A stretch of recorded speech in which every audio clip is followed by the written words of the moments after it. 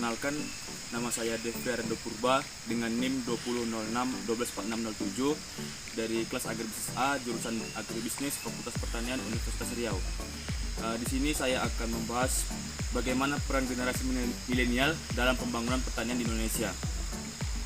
Indonesia merupakan negara kepulauan terbesar di dunia, terdiri atas 17.000 pulau dan dengan wilayah daratan dengan seluas 1,9 juta kilometer persegi. Tidak diragukan lagi bahwa Indonesia memiliki potensi lahan yang sangat besar untuk aktivitas pertanian yang terhampar luas dari Sabang sampai Merauke. Tanah Indonesia ibarat tanah surga. Karena kesuburan tanah tersebut, tentunya Indonesia menjadi ranah yang menggiurkan bagi industri pertanian.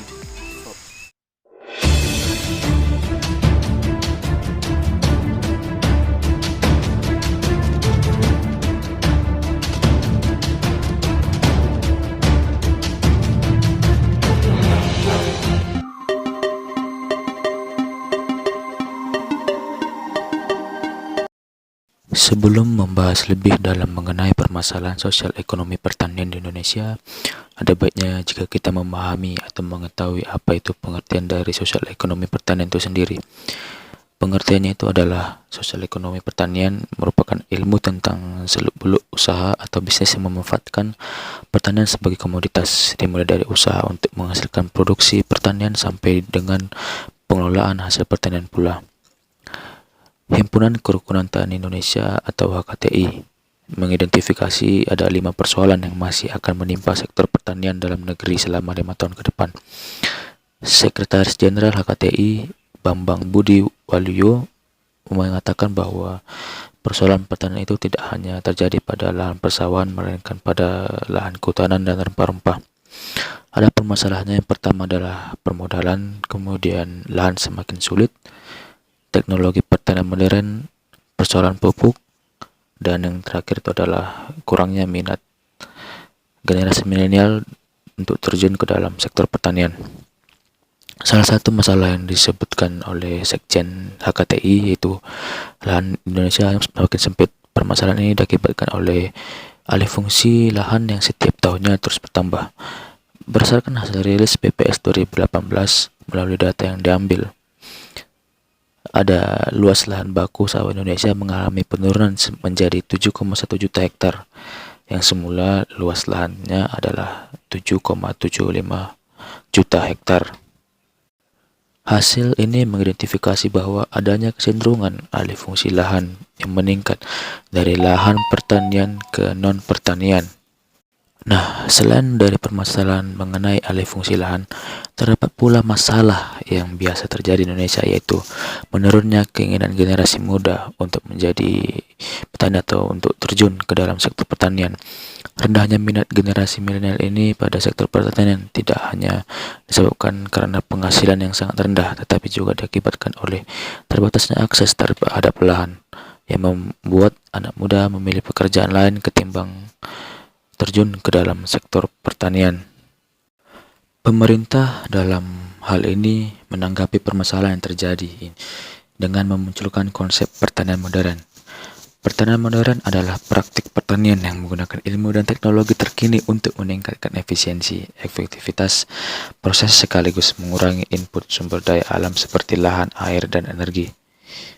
Pertanian modern juga melibatkan penggunaan berbagai mesin, rekayasa genetik, sistem informasi, dan lainnya. Di Indonesia, program ini belum diterapkan secara merata. Itu disebabkan oleh masih banyaknya petani kita yang sudah berusia rentan atau berusia lebih lanjut, sehingga lebih lambatnya mereka untuk menangkap atau memakai teknologi-teknologi tersebut.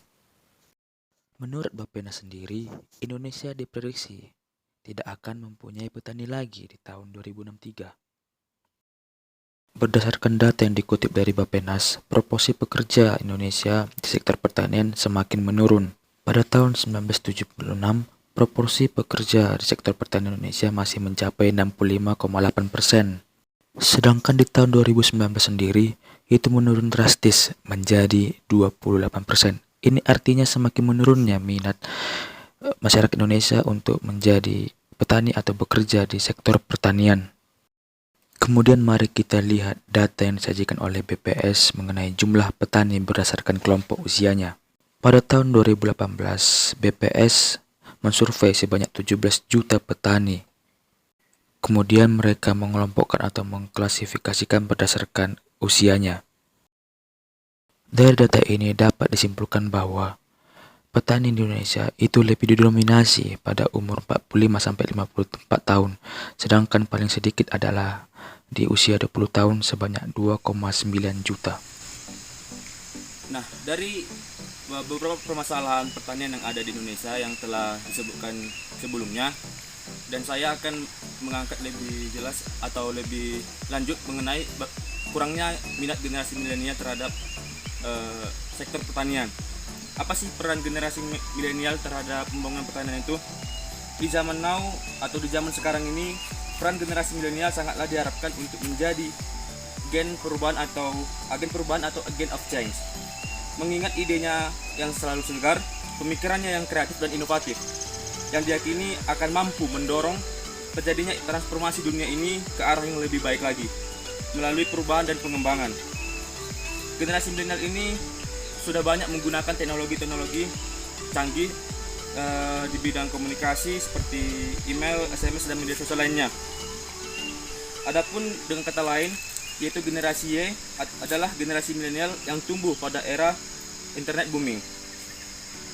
Pertanian 4.0 bercirikan tentang pertanian yang aktivitas dan proses bisnisnya harus melibatkan teknologi informasi dan jaringan internet yang menghubungkan semua unit operasinya dengan berbagai instrumen dan peralatan yang membuatkan itu semua bekerja secara sinergis, cepat, akurat, dan cerdas berdasarkan data dan informasi yang relevan saat ini.